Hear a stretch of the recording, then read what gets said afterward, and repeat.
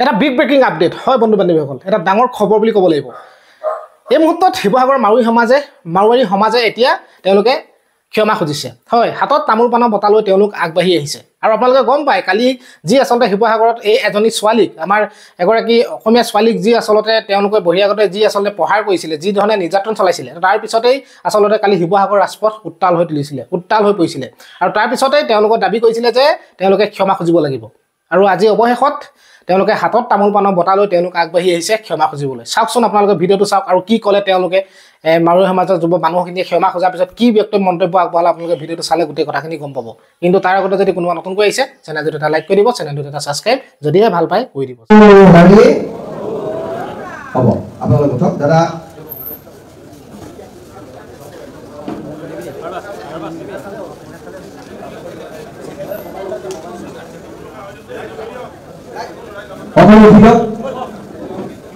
এটা কথা মই পুনৰবাৰ কওঁ, সকলোকে সন্মান জনাই কওঁ, এই যে পৰিৱেশটো আহিছে এইটো আমাৰ কাৰণে কিন্তু গৌৰৱৰ কথা নহয়। মোৰ গানো হিয়ৰি আহিছে, গোটেইকেইজন ব্যক্তিক খুব ওচৰৰ পৰা দেখিছোঁ, সদায় একেলগে আছোঁ। দাদা ভালনে বুলি মাত এষাৰ দিছোঁ, বিনোদা ক'ত আছে বুলি কওঁ, দিল্লীত থাকিলোঁ ফোন এটা কৰোঁ, ববিতাৰ ঘৰলৈ যাওঁ, সকলো আছে, সকলো চিনাকি। আমাৰ অৱসৰৰ বিজুদাৰ দেউতাক আছে, তেখেতো অসমীয়া মাধ্যমত পঢ়ি অসমীয়া শিক্ষা প্ৰদান কৰা এজন ব্যক্তি। পৰিৱেশটো আমাৰ কাৰণে ভাল নহয়। পৰিৱেশটো এই পৰিৱেশ অসমৰ কোনো প্ৰান্তত কোনোদিনে যাতে নাহে, তাৰ কাৰণে আমি সকলোৱে অংগীকাৰবদ্ধ হ'ব লাগিব। যি দুখী, ই অসমীয়াই হওক, মাৰোৱাৰীয়ে হওক, বিহাৰীয়ে হওক, বেংগলীয়ে হওক, যি নহওক কিয়, দুখী বুলি কোৱা সাহস আমাৰ থাকিব লাগিব। আমি আঘাত পাইছোঁ, আমি কষ্ট পাইছোঁ, বয়োজ্যেষ্ঠসকলক আমাৰ সন্মুখত ৰাখি পেলাই আমি আখৰি তৃপ্তি আমি লাভ নাই কৰা, সঁচা নাই কৰা। আমিও দুখ পাইছোঁ, যিহেতু হ'ব নালাগে, হোৱাটো অনুচিত।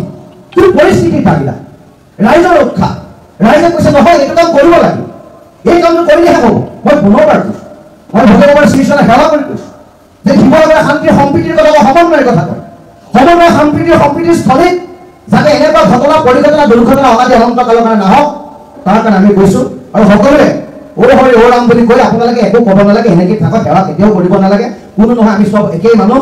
গতিকে মই কৈছোঁ যে অ হৰি অ ৰাম বুলি কওক, তাৰপৰা আপোনালোকে উঠিব। ইয়াৰ পিছত আমি ভাতৃত্ববোধেৰে, সমন্বয়েৰে, সম্প্ৰীতিৰে শিৱসাগৰখন গঢ়িম, অসমখন গঢ়িম, আমি সকলোৱে একেলগে থাকিম। আমাৰ মন্ত্ৰী মহোদয় আছে, তেখেতলোকৰ উপস্থিতিত এই কামবিলাকতে দাদা বহি লওক, আপুনি আঁতৰি হেৰি কৰিব নালাগে।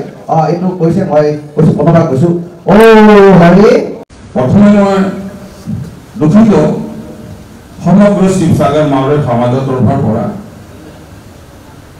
মোৰ ওপৰত বহুত কিছু কথাও কৈছে, আমি শুনিছোঁ, আমি লজ্জিত হৈছোঁ, দুখো পাইছোঁ, আৰু কিছু আমাৰ ভুল হৈছে আৰু দেৰি হৈছে। যিটো ঘটনা বা অপৰাধ যিটো হ'ব পাৰিছে এইটো দুৰ্ভাগ্যজনক। কেইজনমানৰ কাৰণে আজি যিখিনি দুৰ্ঘটনা ঘটিছে, তাৰ কাৰণে আজি শিৱসাগৰৰ সকলো শিৱসাগৰ ৰাইজ, মাৰোৱাৰী সমাজে আজি আমি এইখিনি প্ৰব্লেমটো ফেচ কৰিছোঁ। এইটো যিটো হৈছে তাৰ কাৰণে আমি ঘোৰ নিন্দা কৰিছোঁ। এইটো হ'ব নালাগিছিলে, কিন্তু দুৰ্ভাগ্যজনক এইটো যে কেনেকৈ হ'ব পালে। তাৰ কাৰণে মই পুলিচ প্ৰশাসনৰ এটা কথা ক'বলৈ বিচাৰিম। যেতিয়া ঘটনা ঘটিত হয়, প্ৰশাসনৰ পৰা আহি তেখেতক এৰেষ্ট কৰি থানাত নিয়াইছিলে। থানাত নিয়াৰ পিছত আজি তেখেতৰ লগত জেলত আছে। আৰু দাদাৰ আমাৰ লগত কোনো এইটো ক'ব নালাগে, তেখেতে যিখিনি বেলেঞ্চমেণ্ট যিটো পাব লাগে সেইটো পাবই লাগিব, এটা এইখিনি ভাল বিচাৰ হ'বই লাগিব। আজি এই সভাত বৃহত্তৰ মাৰোৱাৰী সমাজ শিৱসাগৰৰ পৰা মই এটা কথা ক'বলৈ বিচাৰোঁ। আমি আগত আপোনালোকক আছোঁ আৰু সদায় থাকিম। আপোনালোকে এইটো সদায় লাগিব, আমি কোনোদিন বেলেগ নহয়। হ'ব পাৰে আজি মই এজন ছ'চিয়েল ৱৰ্কাৰ, আমাৰ যিমান মানুহ ইয়াত উপস্থিত আমি ছ'চিয়েল ৱৰ্কাৰ, আৰু সদায় অসমৰ কাৰণে, অসমৰ ৰাইজৰ কাৰণে আমি উন্নতি বিচাৰোঁ। যেতিয়া আপোনালোকৰ উন্নতি হ'ব, অসমৰ উন্নতি হ'ব, অসমৰ উন্নতি যেতিয়া হ'ব, আমাৰ উন্নতি হ'ব। আমি ইয়াত সেইটো সদায় বিচাৰোঁ। গতিকে এইটো যদি কোনোবা ভুল কৰি বিচাৰিছে, মই সমগ্ৰ মাৰোৱাৰী সমাজৰ পৰা এইটো ক্ষমা বিচাৰিছোঁ। যিটো ঘটনা ঘটিছে সেই ঘটনালৈ আমাৰ এটা দেৰি হ'ল। দেৰি এনেকুৱা হ'ল, আমি কোনো এটা জাতীয় সংগঠনৰ ওচৰত গৈ আমাৰ গধুৰ না বা কিবা এটা সময় না আমি জনাব, কাৰণ আমাৰ দেৰি হৈছে, তাৰ কাৰণে আমি দুখিত। আৰু আমি গোটেই শিৱসাগৰ সমাজৰ মাৰোৱাৰী সমাজ দুখিত আছে।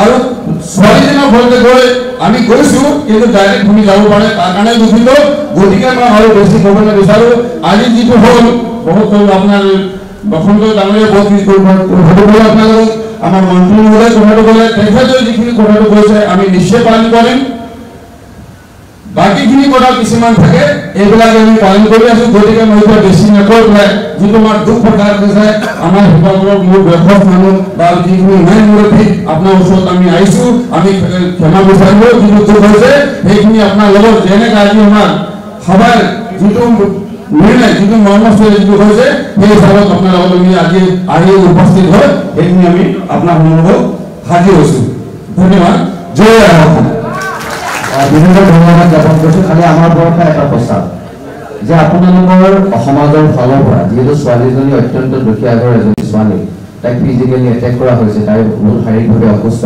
যে আপোনালোকৰ সমাজখনৰ ফালৰ পৰা ব্যৱসায়িক গোষ্ঠীৰ ফালৰ পৰা এটা এককালীন সাহায্য আজি মন্ত্ৰী মহোদয় আছে আমাৰ আয়ুক্ত মহোদয় আছে আৰক্ষী অধীক্ষক মহোদয় আছে তাইহৰ মন্ত্ৰণ পৰিষদৰ সন্মানীয় অধ্যক্ষ মহোদয় আছে তেখেতলোকৰ আগত আৰু আমাৰ গোটেই সাংবাদিক বন্ধুসকল আছে গোটেই ৰাইজক তেখেতলোকক যদি সেই ছোৱালীজনী চিকিৎসাৰ ক্ষেত্ৰত বা উন্নত চিকিৎসাৰ ক্ষেত্ৰত এটা এককালীন সাহায্য যদি আপোনালোকে প্ৰদান কৰাৰ কথা যদি ঘোষণা কৰে আমি নথৈ আনন্দিত আমি নকওঁ যে আপোনালোকে ইমান টকা দি দিয়ক কিন্তু আমি কৈছোঁ যে আপোনালোকৰ সমাজখনৰ ফালৰ পৰা সেই দুখীয়া নিষ্পেষিত নিপীড়িত ছোৱালীজনী আপোনালোকে এটা এককালীন সাহায্যৰ কথা ঘোষণা কৰিলে আমি নথৈ আনন্দিত হ'ম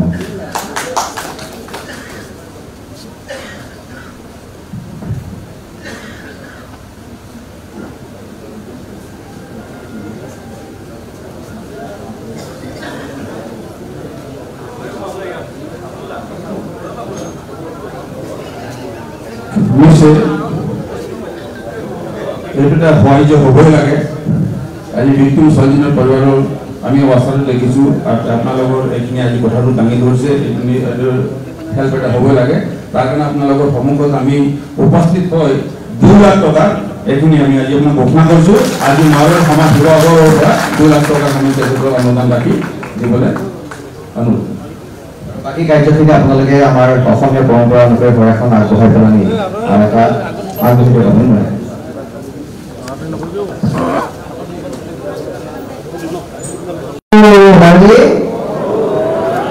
হ'ব আপোনালোক উঠক দাদা এখন